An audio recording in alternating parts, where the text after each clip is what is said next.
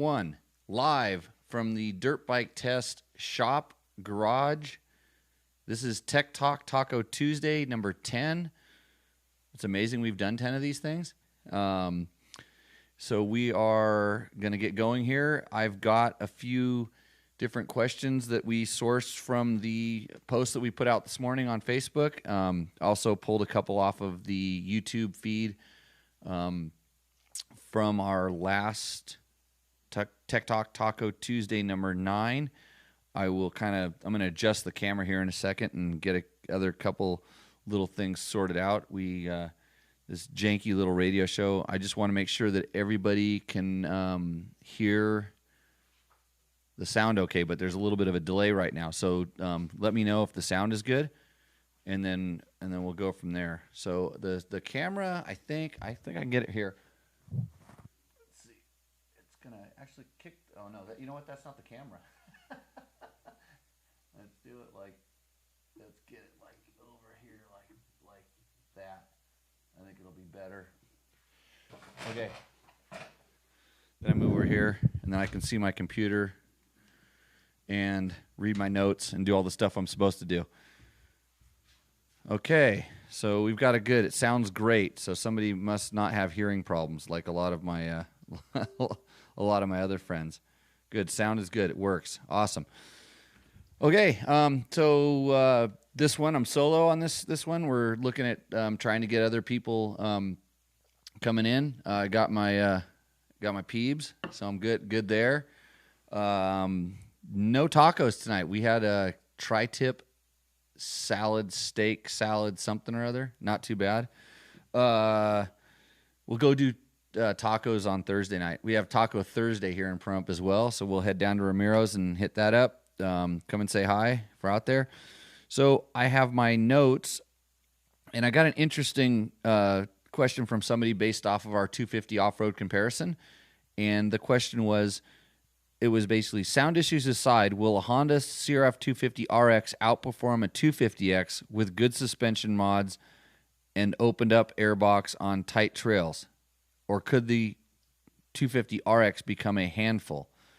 So I had to think about that for a minute. So they're comparing the bike that's, how old is a CRF 250X? Probably 15 years old, with something that's brand new. And in reality, those two bikes are kind of similar. They have the Honda characteristics. It's a really light feeling, light handling bike. The difference is I think the RX, just off the top of my head, the RX, because it's fuel injected and it makes more peak power, it seems like it's going to be like more of a racy bike. But like we mentioned in our test, when you start riding that bike at like off-road pace and more trail riding stuff, you'll find that the power delivery and the torque of that motor is actually pretty good. Like something that we complain about when we talk about racing motocross with it is kind of really a high-strung top-end motor. Well, the ignition mapping and the changes they made to that bike make it actually really good on the trail. I don't think it becomes a handful. It's definitely suspended a little bit stiffer. It's more of a race bike, but that's where everything's going. Even KTM takes their motocross bike and turns it into basically, an off-road bike, and that's what we're all riding these days, is kind of tamed down motocross bikes for the trail. So I don't think it's going to be a handful. I think, in fact, especially if you're a heavier guy, it just means you don't have to have the suspension revalved and worked on, because it works pretty good off-road for someone at my weight. It's just fine. And then the questions kind of kept coming. It was like, will the 250 RX run the San Felipe SF, is what he said, San Felipe hoops well? Nothing should ride through. It's like, why would you even want to go there? I mean, that's it. Just but a lot of our desert race courses and stuff, and some of our beat open areas and stuff, you have whoops like that. Not like the car buggy bumps that are out there, but it'll do it as good as any other bike. But when you're on a 250, a lot of times they just don't pull hard enough for, unless you're really running them up in the RPM to go through that stuff. And it definitely would be better than the old 250X. That's for sure.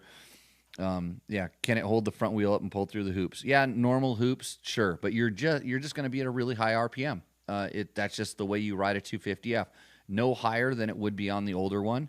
And will a 250RX stay close to an old 450X on Baja 2-track roads? No.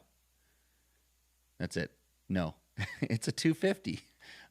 They run good, and but it really, and here's the funny thing about that.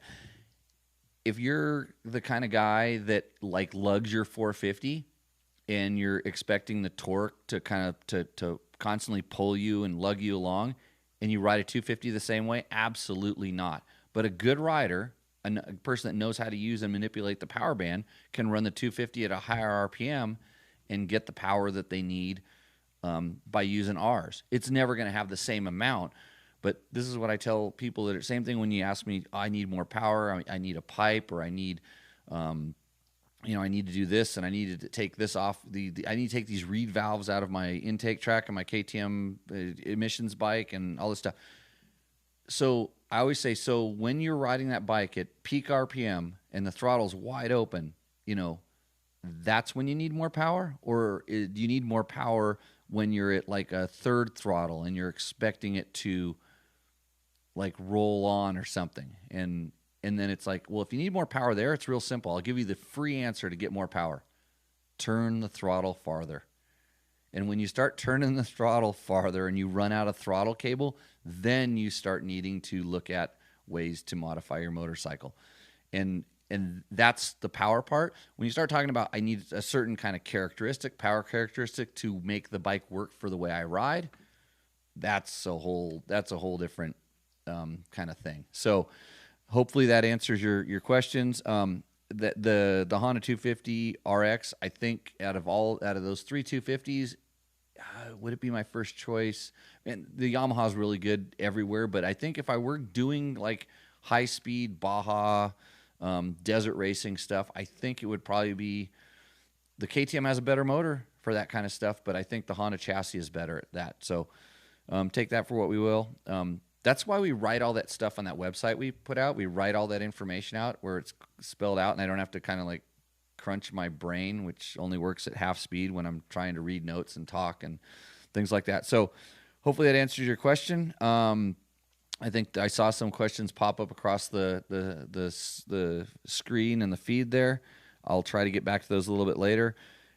Michael Pounds asks, can you comment on upper body protection? What type of gear do you use for dual sport versus single track?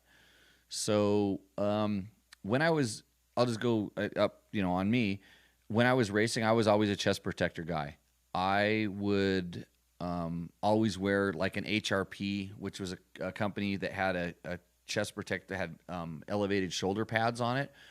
And it was worn outside of the jersey, and I always wore that when I was racing because it had a good front and back, plastic protection and some kind of softer foam padding.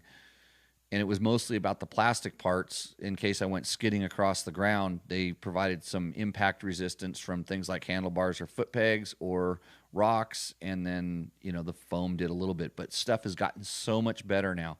And even today when I rode, I just wore a Climb, I'm trying to think of the name, Aggressor or something. They have a new kind of technical undergarment. It's like a net, like you've seen Alpine Stars and Dainese and companies like that have. And it has a really interesting foam inside of it that actually still feels like really soft, but you hit it, and I know because I kind of have a bruise right here because I haven't crashed, but I decided to test it. So I took my boot and kind of started whacking myself on the tit here, because it's this nice soft. I felt it because I wanted to check to see how it worked, and so I did it a few times with the padding on, and I took it off and whacked myself maybe twice with the boot before I stopped, and it works.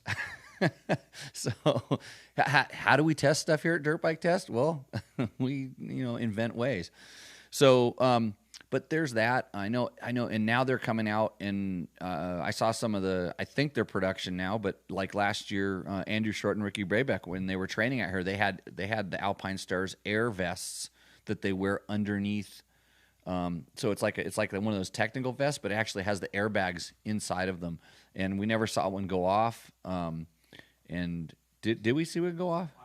You've seen it at the road race track, yeah.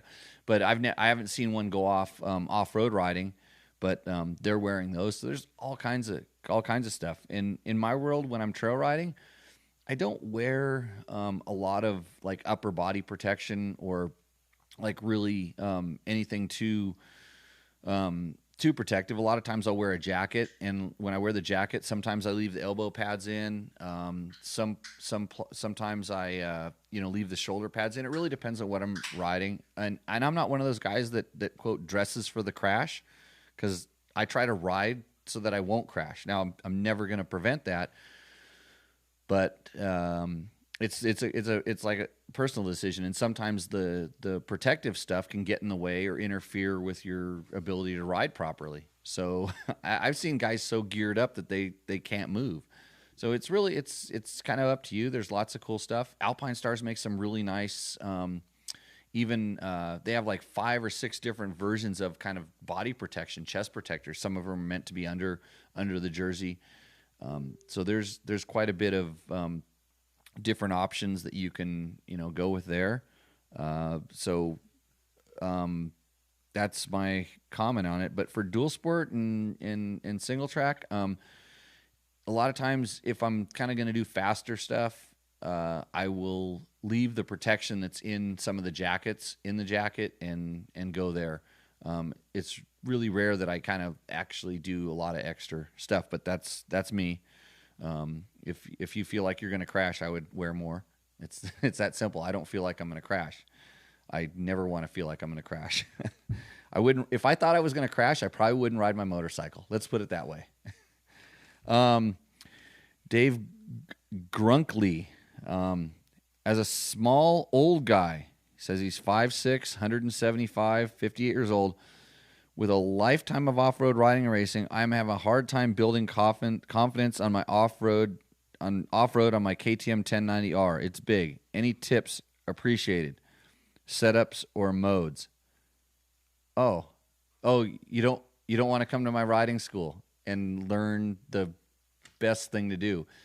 I can tell you every mode known to man, and it's not going to help until you figure out that, number one, the reason you're uncomfortable is because you're out of balance. And the other reason is you're on a big, heavy bike that has a hard time getting traction.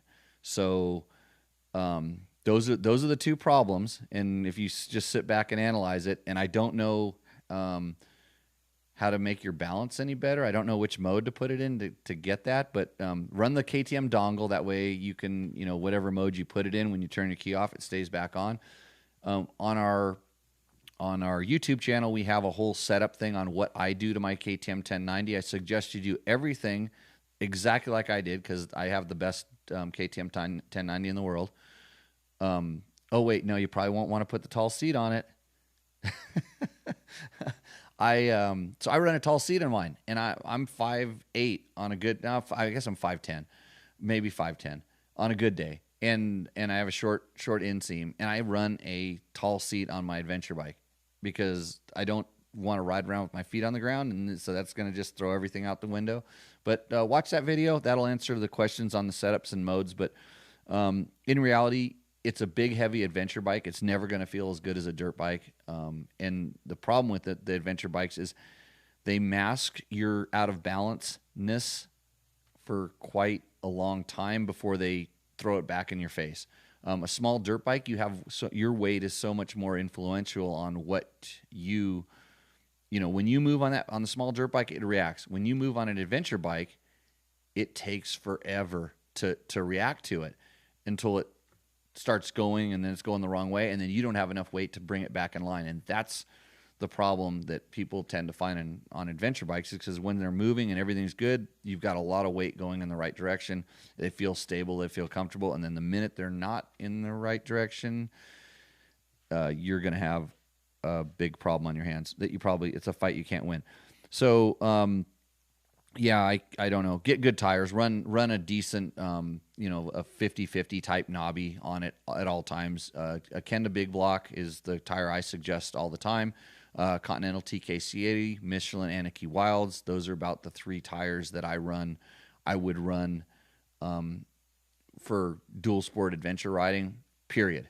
If you find the one that gets like twice the mileage, guess what? It's made out of cement, not rubber. And someone else wanted me to comment on the particulate silicone content matter inside of tires, and I'm not going to go there. You have to get me a tire expert in here that can talk about that stuff. I don't know. I just know what works and what doesn't work. Marty Small asks, what are your thoughts on steg pegs? So steg pegs are these interesting things that kind of bolt on. Usually it's literally like a rubber knob or a peg that kind of goes on the lower part back behind your legs, on the side panel, kind of near the side panel. And they're designed so that you have something to grip onto when you start rocking back on the bike. They can be positioned differently, but and I don't have a whole lot of experience with them. When I tried them, I did not like them. And it's not to say that they're good or bad. It's just, for me, they didn't do what they, I guess what they're supposed to do. Because I found that when I would want to get back, let's say I'm going down a downhill and I wanted to get back, they would actually get in the way of me moving my feet, back on the foot pegs and dropping my ankles down and doing the stuff that I do. And then just sometimes they would awkwardly catch it at the wrong times. They would kind of be in the way. So, but I have had other riders tell me that they help them hang onto the motorcycle. They make it so that they can grip onto the motorcycle. In my very idealized way about thinking of how you should ride, you should be balanced on your foot pegs and therefore kind of anticipate what you're going to do with the bike. So in theory, you're not going to get thrown off it and need something like that to kind of grab you. And I hang on with my ankles a lot more. So maybe that's why I can get away with it. I don't try to hang on like with my knees or with my calves. And I think if they were infinitely adjustable, you could probably find a spot that they would work really good. But for me, they didn't work out all that well. So it's one of those products. They're out there for the reason, because somebody found that helped them work or make them be able to ride better, and that's why they're there. And if you think if you find yourself sliding off the back of your bike, you can't hang on. They make rib seats and all different kinds of things. Some people put a lot of grip tape on the side of their bike. There's actually graphics kits there's a company called Stomp. They made snowboard grip tape that people used to stick on the side of their bikes to hang on to it. So a lot of different options there. I think, it's, that's what I think about them. I don't have a ton of experience. I have tried them, but I don't have a ton of experience with them. Logan Rasco is asking, what are your thoughts on the Dakar Rally moving to Saudi Arabia? Interesting. I think it's good. All politics aside, and I don't understand a lot of that, and I don't try not to pay too much attention to that. But they are going to have a lot more true, like, African desert, situations, availability out there compared to, I think in South America, it was just the population was too dense. And you saw it in the race. The race was slowly getting shorter and shorter. The racing stages were getting shorter and shorter. The transfer sections were getting longer and longer. And it was kind of getting challenging over there. And I'm sure, there's a lot of money involved and sponsors and kind of different things. And I know that the Kingdom of Saudi is really trying to improve their public relations image, and having, world-class rally like that over there is probably pretty good. We'll see how all the laws and different things kind of play out in that environment. What's going to be allowed. And I was actually talking with Daniel Laporte today, and we were just kind of talking about old Dakar, because we miss the African aspect of Dakar, where you literally start your stage in the morning right outside of the bivouac and ride 800K, without having to, do any transfers and stuff. It was race from the moment you got up in the morning till you arrived at the finish line, and you wouldn't see a soul and no spectators. And so, I think it's going to be good. We've started looking at maps over there, and they have a lot of different varying terrain. I'm sure it's a lot of sand. Having raced in Dubai and the United Arab Emirates before, I know what the empty quarter looks like, because part of that is actually in the country of Dubai. So, and that can make some good racing. So, it'll be interesting. I'm sure I think there's a press conference on the 25th where they're gonna start announcing more stuff, but a lot of it's speculation right now. I mean, they've announced they're going there, and they've announced they're going there for 5 years. So that's about all we really know. They've shown some brilliant pictures, and from people I've talked to who have lived there and been there, they say there's no question. There's definitely desert out there. So it'll be pretty cool. I think. I hope it kind of goes back to where it came from. So next, here we go. I'm on to my San Felipe Bob questions. Hey Bob, you out there? You out there answering my questions on the side? You doing sidebars? Because I can't pay attention right now. I'm sure he's handling it. So Bob, how much time have you spent camping off the grid on your motorbike? A fair amount, enough to know that if I'm on an adventure bike, I take a really big tent and a thick air mattress, and I do it luxury on that. And then, of course, I've done stuff like the Tour of Idaho, where it was, all my stuff was in a giant loop, literally a little tiny thin, tube sock laying around the back of my KTM 500. So I've spent plenty of time doing it. What is your must-have list for bike camping? A thick mattress on the adventure bike, big tent. Yeah. Let's see. Do you pack all your gear on your bike, or do you wear backpack and distribute the weight? On Tour of Idaho, yeah, I had a backpack. And it was, I tried to keep the backpack as light as possible. And there's definitely a few companies that are making stuff for that. On the Tour of Idaho, I used a giant loop. Currently, I'm using a lot of the Wolfman packs, because they're a little more modular, and they have they have a newer system that I'm actually testing right now that has like kind of this base that kind of hooks on the bike, and then you can attach different packs to it.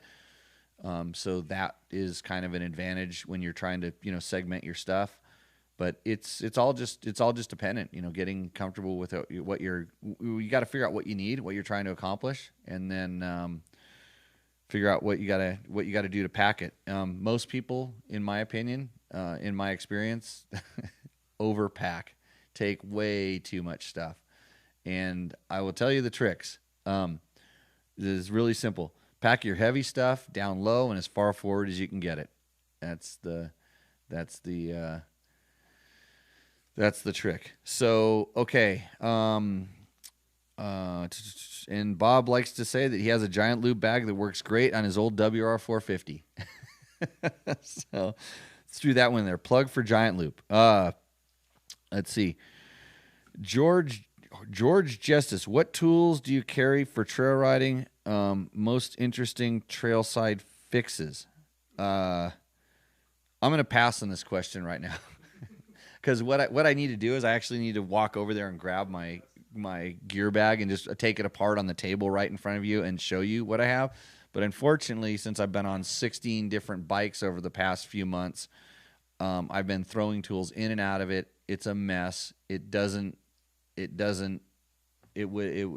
got too much stuff in there, and then not the probably things that I need.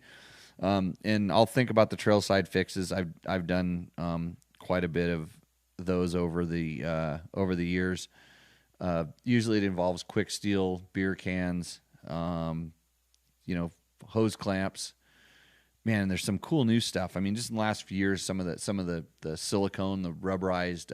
I just bought some last night. I bought quick steel and some of that stretchy siliconized tape that you can literally fix radiator hoses and stuff with on the fly. And those are two things I always like to carry with me, is that is the quick steel, and then that bonding tape that'll it'll fix lots of stuff. So I'll work on that. And maybe we'll do a little show based kind of on trailside tools and fixes and things like that. So Martin Hackworth. Martin is the inventor of the Tour of Idaho. And he asked me the question. He says, I'm on Robber's Roost and I have a loose wire. What do I do? It kind of tails off the last question. You know what, Martin? You quit the Tour of Idaho. You flap your arms up and down, push the help button beacon on your DeLorme InReach, and hope somebody comes and saves you. That's what I would do. Wait, I didn't do that. I tore my bike apart, figured out that my ECU came unplugged, and you can watch it on the Tour of Idaho video. That's up on our on Dirt Bike Test too.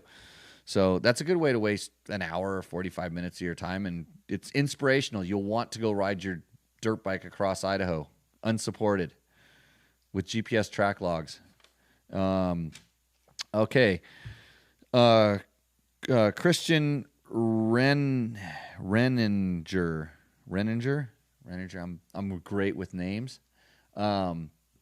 So as a follow-up to last week's question on PDS versus Link, I picked up a 2015 Husky FE350S. What's the wisdom on the 4CS forks for dual sport desert single track do-it-all bike for an experienced but not a racer guy? It says, seems the forks have some love-hate across everything I read. Well, that bike, does it have the 4CS? Did the Husky? I'm pretty sure it does. I mean, I don't think he'd be asking the question if it didn't. I can't remember specifically. I don't think that they had gone to the, because if it's an FE, I don't know if they were open cartridge. I think that may have been the upgrade because they had the linkage shot, the linkage suspension, and then they had the 4CS fork. We may have tested that bike, or we tested a Husky. I don't know. Maybe it's the FC or FX or one of them. I know we tested one, or at least we did some stuff. So here's the thing about that fork. I think it definitely kind of got a bad rap, sort of like Air Forks did. It wasn't the best fork out there, so everybody starts just chewing it apart and beating it up. And it was interesting because I think it progressively got better. Like everything as it evolved, it got better. There are guys out in the suspension world that'll sell you 20 different kits that have everything from, nothing in them to beautiful billet anodized replacement parts that do different things. But before you start complaining about your fork, I want you to tell me what it does wrong. Like, what are you feeling? What's the problem with it? Just because some journalist someplace said it was bad, then that's usually not the answer. And most of the time, those journalists that said it was bad never took the time to turn the clickers, take the air out of it, make any sort of adjustments. Maybe even something as simple as setting the ride height in the bike to compensate for the feeling or counteract the feeling they're getting from the fork. There's a lot of stuff you can do. I always found there's two things that I remember about 4CS forks that just without ever taking them off the bike, there's two things you can do that can change the way that they work. Number one is you have to understand that the compression and specifically the compression adjuster works more like a mid-speed valving change than a low speed. So you're not going to get that, you're not going to be able to change the initial feel of the fork with the clicker that much. I mean, it will a little bit, but not that much. So what we were tended to do was we would either add air or most of the time take air out of the fork. So we would run like a negative pressure inside of that fork. So you'd actually open the bleed screw up, or I usually had the Motion Pro adjusters on it, and I'd compress the fork down a little bit and then bleed the air off, and then it had a little bit of a negative pressure on there. And you could get the fork to actually be pretty supple, even though they kind of inherently in that design had a little more stiction than some of the other forks out there. But with a negative amount, a little bit of negative pressure there, you could get them to start moving a little bit better. And then they were also pretty picky to oil height. So that's where now we're getting inside of it. But if you play with that, understand that the compression adjuster is a mid-speed adjuster, and realize that if you start, and then sometimes we found that if you went stiffer on it, sometimes it held it up in the stroke and made it initially softer. The complaints typically were that the fork was a little bit harsh. So hopefully that kind of answers the question. And then also think about the ride height of the bike. If you want it to be a little bit, sometimes you can just change, 5, 4, 3 millimeters in the back, up and down, can change the way that bike rides on that front end and how it feels. And it's little stuff like that. And get them serviced. So ride your bike for 10, 15 hours and get your fork serviced, and and especially if it's a good shop that's going to do it, they'll make sure that the seals have grease on them, they're lubed up, they'll put a good consistent oil in them, and you'll be in good shape. Hopefully set the ride height or the oil height properly, and if you find they bottom, add a little bit more oil, or if you want to be a little bit more soft, take a little bit of oil out from whatever the standard level is, and make sure they check that the bike had standard level in it, because we've also seen bikes with different levels inside of them. So hopefully that answers that question, Christian. And maybe you can get me a follow-up when you do that. Let me know how it works out, because I'd really like to know. I mean, before you run off to the guy who has the $900 fix or some other parts that you're throwing into him. Because until you ask the question that says, hey, I want my forks to do this, and you go, oh, then you're going to have to change that part. You don't need those. Let's see. Brian C. England. How about a story about your best nurse it back to the truck field fix? Oh, here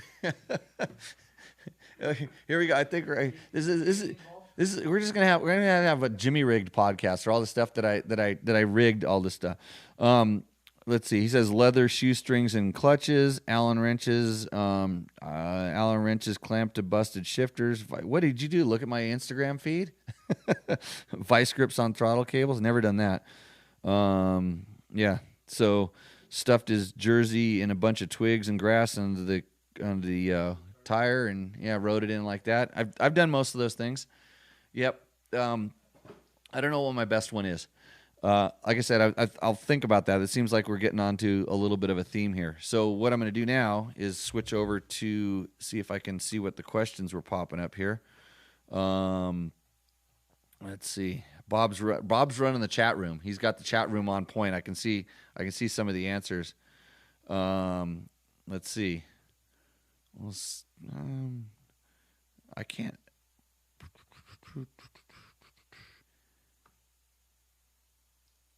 I know why, because I have to go like that. I don't know what my best one is. Oh, jeez. That's why I had the volume shut off. You're going to get feedback.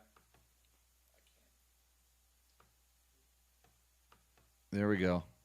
This is where you go grab another beer when you watch me start fumbling with the. Oh, jeez. That's why I had the volume shut off. You're going to get feedback.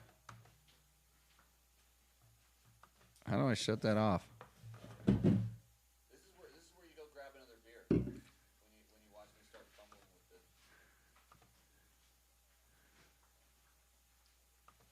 Yeah, now I've got a whole thing open here. Just shut the sound off. That beer. See, the delay. Now I'm all confused because I'm watching my own delay. Yeah, now I've got a whole thing open here. Just shut the sound off. This is where I need a producer. The delay. Now I'm all confused because I'm watching my own delay. Okay. Hold on. This is the only way to fix this problem.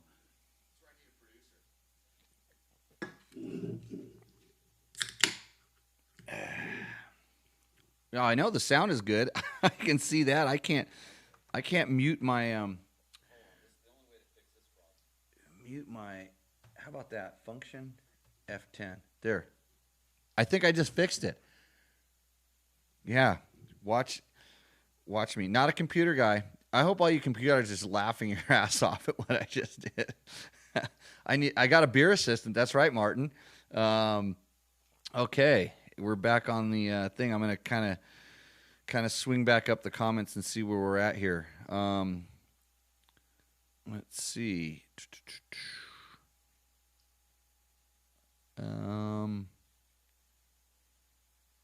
Everybody wants everybody wants to know trail fixes. I'm gonna send that whole thing to another show. Okay. Yeah, there's not a ton of questions there. It's just idle chitter chatter on the forums. So what I'm going to talk about next is our 2019 Yamaha WR450 that I have been playing with today. We've been playing with it for the last few days. We have the cool thing is I'm pulling my phone here to get my notes because I weighed it today. So there's two numbers everybody wants to know. How fast is it, and what does it weigh? Those are the two questions. So I know the answer to those. So today on the dry lake bed, I'm actually going to throw this out there. How fast do you think it went? And then how much do you think it weighs? Just go ahead and start just throwing those comments out there. So I'm doing math right now because I know what the front and rear wheels are. Okay. So the weight is, I'm going to say, if you watched the Instagram live feed, you saw exactly how fast it went. So the weight is 264.5 pounds with a full tank of gas. So if you guess that, actually maybe I'll see who. You know what? I'm gonna go through this comment thing when I get off the air here, and I am going to get the best comment or question will get a Dirt Bike Test T-shirt or hat, and I will reach out to you on a direct message or Insta Messenger or just a Facebook Messenger.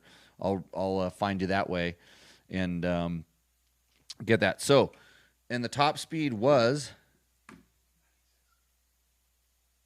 100. It just tapped 100 miles an hour. So it was kind of basically sitting at 97 most of the time. So there might have been a slight gust of wind or something that gave it a little bit of a hand. But and the way we have it set up right now, it's pretty much what we'll call it kind of stock. So the Yamaha comes very corked up. We all know this. It comes with a throttle stop in it. Of course, that's gone. It has an intake restrictor for noise. Of course, that's not in there anymore. And since our bike is now a competition bike, we have the GYTR competition ECU in it. And the thing that's really cool about it is it allows us to use the Yamaha Power Tuner app. And if you have paid attention to us in the future or past with the YZ450 and now the YZ250 and the YZ450FX, this is really awesome. So we've been playing around with all of our different maps and tuning with it, and of course we're still running with the stock exhaust, which is, it's not completely stock. There's a little teeny tiny pea shooter that's been taken out, but it's still really quiet.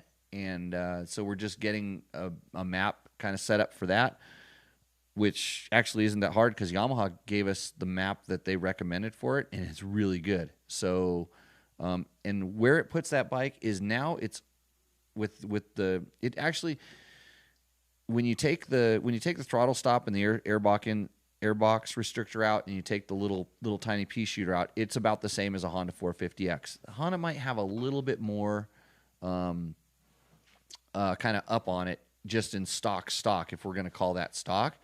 But the big change really is now we have that power tuner in it, and now we're able to adjust things for a freer flowing exhaust, which is what we're going to get our hands on. We're trying to get the GYTR one right now, and we'll see how that goes. But because of the power tuner app, we don't have to buy any other accessory stuff. Now we can do all of that tuning, and we're not just tuning fuel, we can also tune ignition.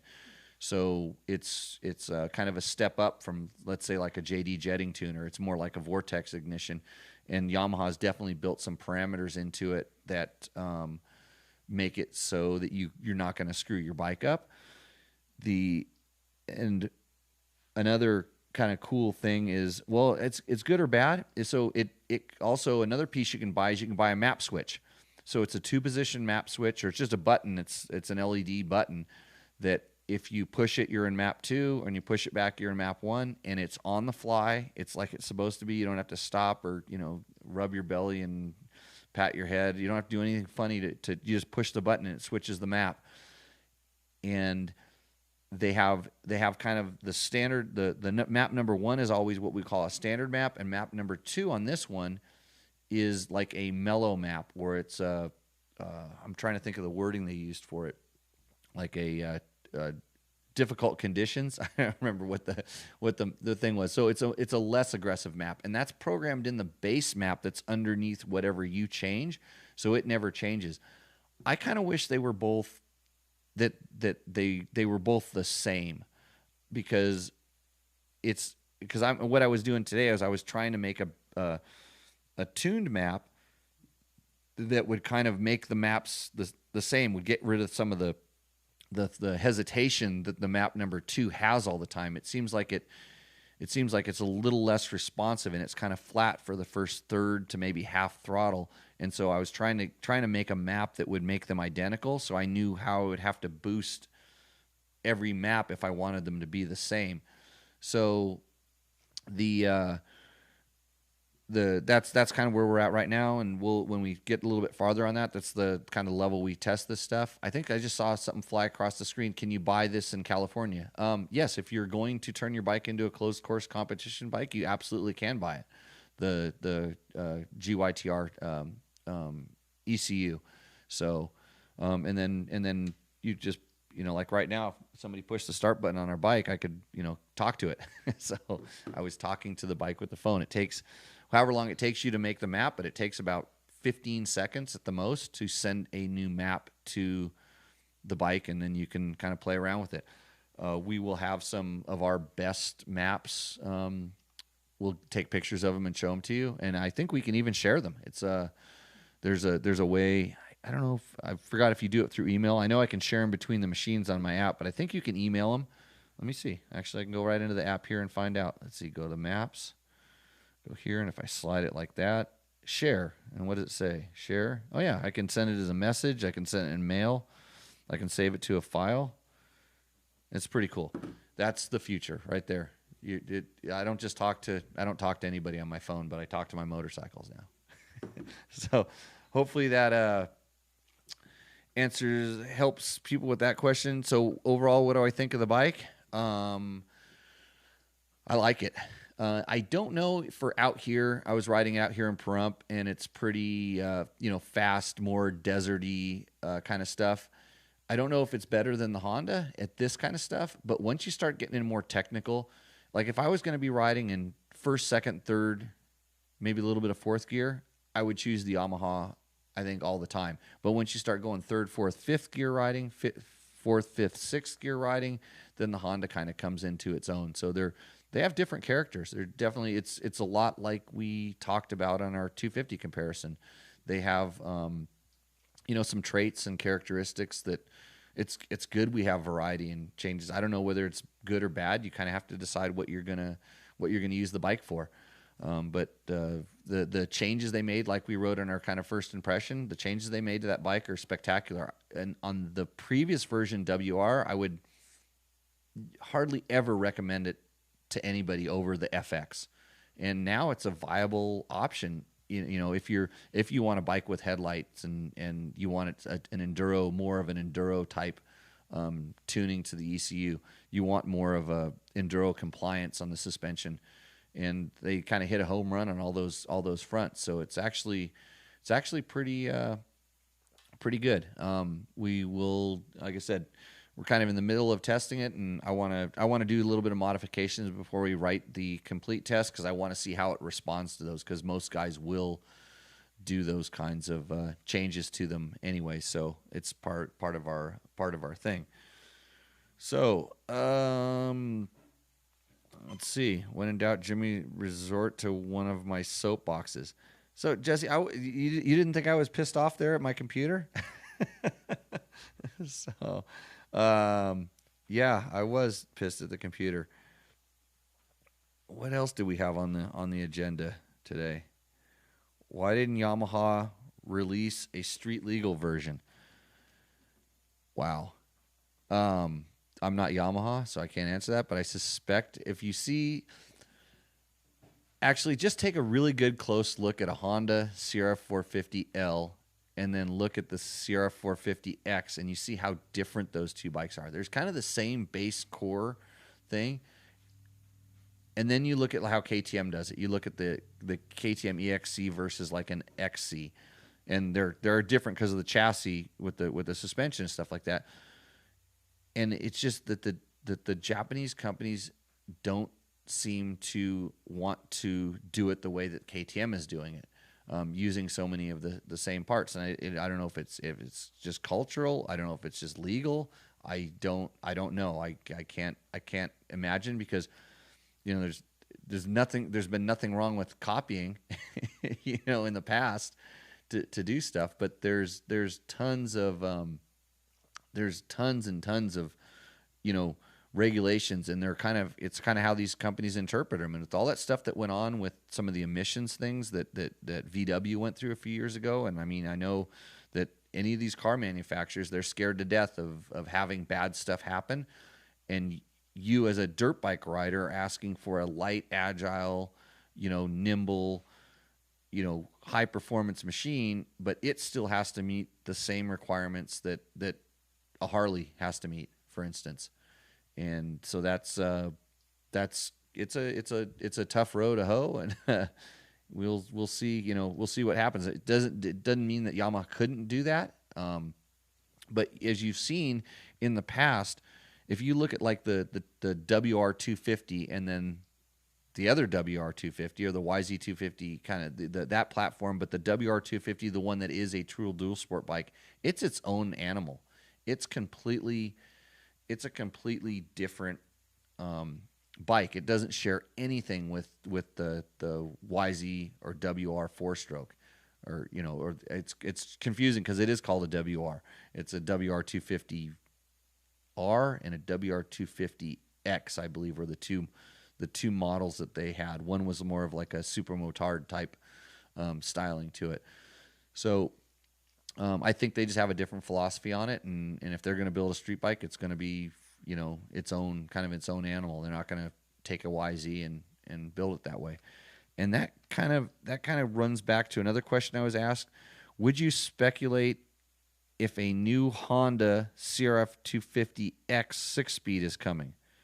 I would speculate no, just based on that. The reason there's a 450X now is because there's a 450L. They saw a need to make a dual sport 450, and Honda already has a 250L, and they have a 250F, and I don't think you're going to see them try to develop some whole new like high performance 250 on road bike, which would allow a 250X. So I don't think that's gonna happen. I don't know that. And it's funny, we talk about the 6-speed and how much it helps a lot of bikes and stuff, but it really depends on what you're doing with the bike, whether you need a 6-speed transmission. It's it's picky. You have to.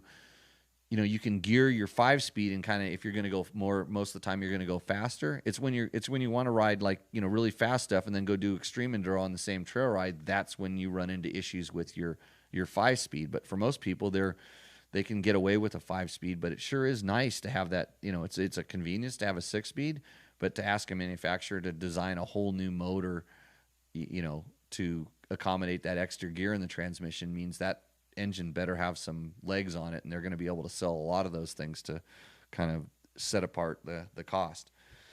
So hopefully that answers that question as well. Let's see where we're at on the questions over here.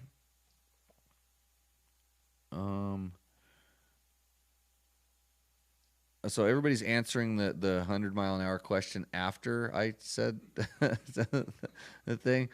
Okay, so the next we need a really good question here. I'm running low. Yeah, Bob. Okay, so everybody just to announce it, San Felipe Bob is a Yamaha guy. Okay, uh, Robert Walker, who's also in the chat room there. Robert is a Honda guy. Yeah, it's kind of like I am a Husaberg. No, I don't like them anymore. I like KTM's. Um, so, and I get that question all the time. Like you're just a Honda guy. That's all you do is ride Hondas. All you do is say good things about KTM's. So I am brand ambidextrous. I've coined that word. It's my own. I don't care. I just want to have a really good motorcycle underneath me. I don't care who makes it. I don't care what color it is. I don't even care what gear I'm wearing, by the way, because I don't have to look at myself. So yeah. So you guys enjoy your debates about which bike is best. I am going to. I know what I was going to talk about. You know what I did. You know what I did today for the first time in like 10 years. 10 years I wore Alpine Star Tech 7 boots, and these are a lot of people's favorite boots. It's one of those things that I think Alpine Stars hates it because they make this really nice Tech 8 and they make this really nice Tech 10, and everybody just goes, I want a Tech 7. I'm just going to say Tech 7. So I hadn't had them for a while, so I got a set. And here they are. Yeah, brand new today, and I can see why you guys really like these boots. They are I have to go do the research, see what they cost and get the whole 9 yards out about them, but I was surprised that they didn't require very much break-in. I mean, right away when I put them on, they felt a little bit stiff, but 10 minutes after I was riding, I didn't notice the boots. But I will tell you something that, because I wear a lot of different boots. The one thing that besides fit, and everybody has their own thing, and that's one thing about that boot is, man, it just fit really nice. It wasn't tight any place. It had padding in all the right spots. It doesn't have any weird hinges or booties, or it's just a good standard boot. But what I find is once you say, okay, this boot fits my foot, the other thing that I notice is the way that the sole is constructed and where it puts your heel and the angles that your foot is sitting at in the footbed is quite a bit different on a lot of different boots.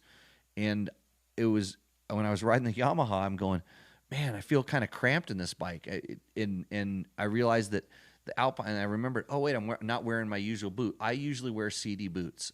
It's just, it's a personal preference. They fit my feet, and I like the stiffest sole possible that I can have because I don't want my foot to flex and bend. So I like the CD SRS boots, which are way too stiff for most people, but I love them. And I don't want to say for most people, they're really stiff. But what I noticed with the Alpine Stars and also with the Fox boots is that the heel is a lot higher. It feels like my heel's up a little bit. And so when I go to sit down on a motorcycle, it makes my legs fold up a little bit more, and it folds me up a little bit more like tent sticks. And so I was like, is that a problem with the bike, or is it the gear I'm wearing? And so you see how one thing leads to affect another and different things like that. But I kind of had to refresh my memory on that and on those boots. And like I said, now I've heard people. I never disputed that those were good boots. And I think the last time I wore them was actually I raced with a set in Dakar in '97. I think we wore Tech 7s. Yep. How long ago was that? Do the math. How many years is that? So it's more than 10. 20 years. Yeah, I must have worn some at some other point in between there, but that's I'm actually remembering back. That's the last time I had them. So that's one of the other things we're kind of messing around with is the boots. And another product we've been testing, I talked about this a few weeks ago. This is the Scott Dust goggle, and it is kind of it's designed for desert or dual sport riding. And the reason I know about this is because back when I was racing Dakar way back in the day, they gave us special goggles that they literally had a different foam, a thicker foam in there, so that wind and so the dust couldn't get in, and so that the wind wouldn't dry your eyes out. It had a really good no fog in it, and it actually had Gore-Tex on the inside of the liner, and it was a very expensive goggle. Something you could get. Scott makes a lot of really cool stuff over in Europe that you can't get here, but this is the Prospect version of it, and they've done that now. They put different foam in there to kind of help with the wind, and I'm really impressed with this goggle. If you're a dual sport guy riding, especially when it starts getting a little bit warmer, when that hot, dry air goes in there and starts drying your eyes out and stuff, pretty stoked on the performance of that particular goggle. Thought I'd bring that up so everybody remembers or knows a little bit about it. If you have stuff that you would like to see us test, let us know. We can usually get some of that to use. Call Rob for computer help. He does GPS as well. Yeah, I remember that. I remember see Rob helped me on the Rebel Rally every night when I would come in. I was the course director, and I come in and I need to distribute the track logs out in 16 different formats to everybody on their different device and stuff like that. So I'm looking for the price on the goggle. I saw somebody just kind of it's not a cheap goggle, but it's not out of line. It's it's a big frame, so it would make it a little bit glasses compatible. That might help. I don't know if I have the notes from that one time I brought it in there. No, nope. No. Buy DBT shirts. I see a note from last time. Buy DBT shirts. Go on dirt bike test. Goggles. Hold on. Here we go. Oh, Scott Prospect Sand Dust, $89. See, I knew I had it in there someplace. And Bob is over here having a heart attack for $89 goggles. The guy, you just slice open the mattress, and then when money comes flying out, the money you put in there a long time ago, it'll come flying out. You just grab a few of them and take them down to your local dealer and get some goggles. Eric Holt, if a rear moose goes bad, will it change the rear suspension feel to harsh and swap in a whip section? If a rear moose goes bad, your suspension feeling is the least of your problems. But they do change where they alter, as they, and it depends on the brand how they start degrading. It's funny because some of them tend to kind of they tend to roll off to the side when they start wearing out, and then some of them almost get more springy. I'm not sure exactly why or how, but maybe it is actually the rim of the the tire and the rim kind of hitting the ground or smashing through the bump. Those but it will change. A moose really does affect the way your suspension works and how it feels, and it's different from an air tire. So yes, that will. It didn't change anything. It seems to have gotten harsh in the rocks and the hoops. Hopefully you're thinking about replacing that because they usually don't get harder. That's the thing. The moose rarely gets harder, but maybe it's getting soft enough so now you're actually feeling the rim hit the thing. So somebody's surprised that the feed is actually still up and running strong. Yeah, that's what happens when you get to the internets that aren't in a bar with slot machines and ATM. We think the ATM was sucking up all of our bandwidth. We were actually trying to suck up money out of the ATM, but it didn't work out. So we miss you, Janie, over there at Ramiro's. We'll go back for a